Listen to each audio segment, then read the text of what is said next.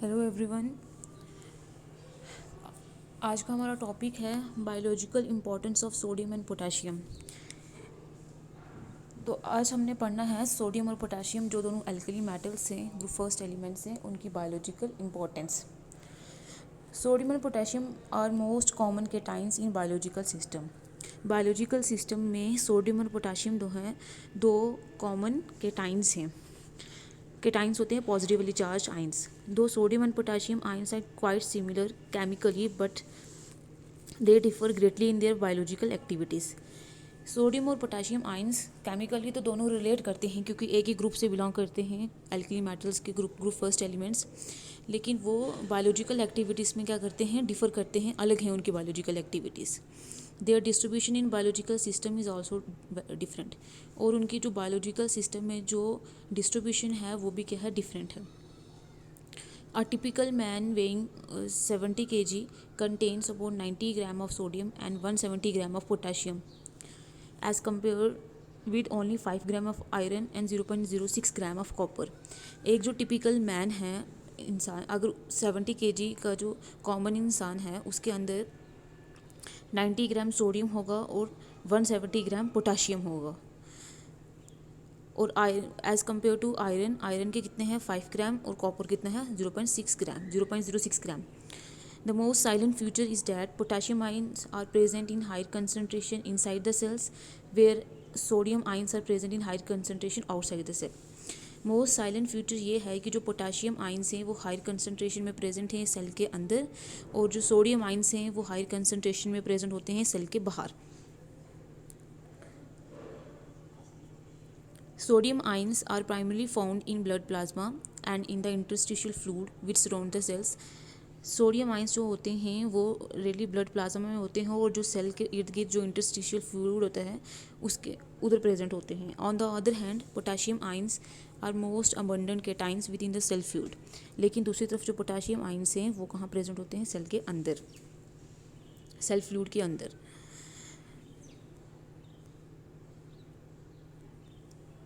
There is very considerable variation in the concentration of sodium and potassium ions found on the opposite sides of the cell membrane।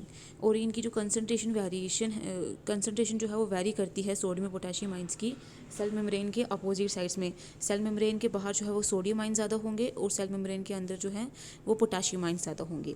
For example in blood plasma sodium ions are present to the extent of 143 mole inverse while potassium ions are present only up to 5 mole inverse within the red blood cells. Sodium ions जो हैं वो खाली अगर हम बात करते हैं cell के बाहर वो ज़्यादा कंसनट्रेशन में पाए जाते हैं, और पोटाशियम आइंस जो हैं वो रेड ब्लड सेल के अंदर जो है, सेल के अंदर जो है ज़्यादा कंसनट्रेशन में पाए जाते हैं। लेकिन इनकी कंसनट्रेशन जो है, however this concentration changes to 10 and 105 in the cell fluid. लेकिन सेल के अंदर पोटाशियम जो है वो हमारे पास 105 है और सोडियम जो है वो 10। मतलब इनकी कंसनट्रेशन जो है सोडियम और पोटाशियम की वो सेल के बाहर पोटाशियम की कंसनट्रेशन कम होगी, सोडियम की ज़्यादा होगी, और सेल के अंदर पोटाशियम की कंसनट्रेशन ज़्यादा होगी और सोडियम की कम होगी।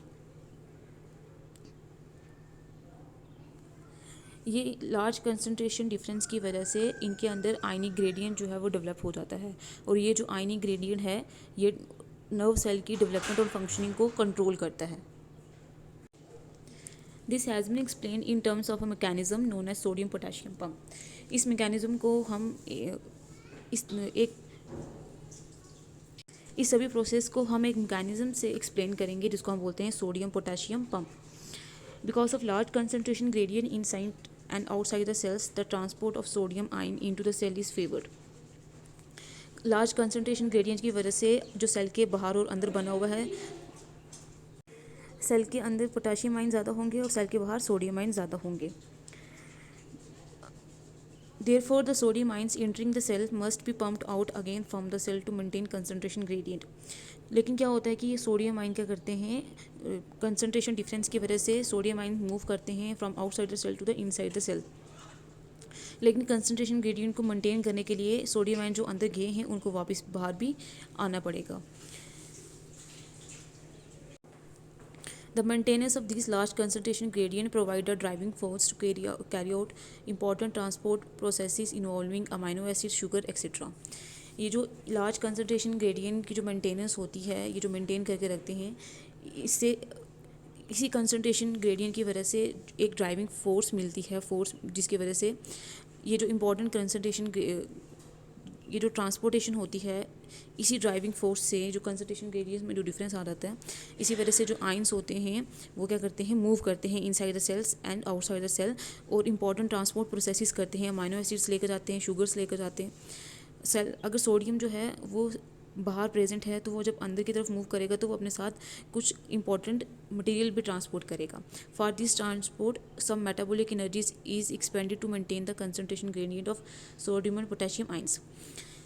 इस ट्रांसपोर्ट के लिए कुछ मेटाबॉलिक एनर्जी भी चाहिए जो कंसंट्रेशन ग्रेडियंट को सेल के बाहर और सेल के अंदर जो है मेंटेन करके रखे। This process is known as sodium potassium pump. इसी प्रोसेस को सोडियम पोटेशियम पंप बोला जाता है, which operates across the cell membrane, जो सेल मेम्ब्रेन के अक्रॉस जो है वो ऑपरेट होता है। The energy for the transport of these ions is provided by the hydrolysis of energy rich molecules ATP। जो एनर्जी इन आइंस की transportation के लिए चाहिए वो कौन प्रोवाइड करेगा, जो एनर्जी रिच मॉलिक्यूल्स होते हैं हमारे पास एडिनोसिन ट्राइफॉस्फेट, उन्हीं की हाइड्रोलिसिस के से जो एनर्जी रिलीज होगी वही एनर्जी इसके लिए एक्ट करेगी as a driving force. Thus both sodium and potassium ions are essential for living organism. इसलिए हम बोल सकते हैं कि दोनों जो सोडियम और पोटेशियम आइंस हैं ये लिविंग ऑर्गेनिज्म के लिए क्या है, ज़रूरी है। तो अब हम सोडियम आइंस के यूजेस पढ़ेंगे। The sodium ions are major component of blood plasma. Blood plasma के मेजर कंपोनेंट होता है, important in transmission of nerve signals and function of heart. Nerve signal की ट्रांसपोर्टेशन के लिए इंपॉर्टेंट होते हैं और हार्ट के फंक्शनिंग के लिए भी important in activation of some enzymes. कुछ एंजाइम्स की एक्टिवेशन के लिए भी सोडियम आइंस चाहिए होते हैं। Important in regulating the flow of water across the cell membranes. Cell membrane के अक्रॉस जो वाटर की रेगुलेशन होती है, वाटर की जो ट्रांसपोर्टेशन होती है, उसमें भी सोडियम आइंस हेल्प करते हैं। In transport of sugar and amino acids into the cell. Sugars और अमाइनो एसिड्स को भी सेल के अंदर और बाहर जो है वो ट्रांसपोर्ट करते हैं सोडियम आइंस। नेक्स्ट है potassium ions. The potassium ions are required in the cells for. Potassium ions किसके लिए ज़रूरी हैं सेल के लिए, एक्टिवेटिंग सम एंजाइम्स, कुछ एंजाइम्स को एक्टिवेट करने के लिए। Participating in the oxidation of glucose to produce energy rich ATP molecules. Oxygen की ऑक्सीडेशन में पार्टिसिपेट करते हैं और प्रोड्यूस करते हैं एनर्जी रिच एटीपी मॉलिक्यूल्स। फिर प्रोटीन सिंथेसिस में भी, फिर participate with sodium ions in sodium potassium pump for the transmission of nerve signals. Sodium ions के साथ ये पार्टिसिपेट करते हैं सोडियम पोटेशियम पंप में और नर्व सिग्नल की ट्रांसमिशन करते हैं। तो ये सारी बायोलॉजिकल इंपॉर्टेंस हैं किसकी, सोडियम और पोटेशियम आइंस की।